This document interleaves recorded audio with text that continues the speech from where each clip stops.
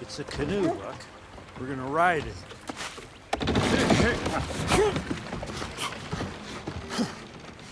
Settle. Sit. Buck. Good. Good boy.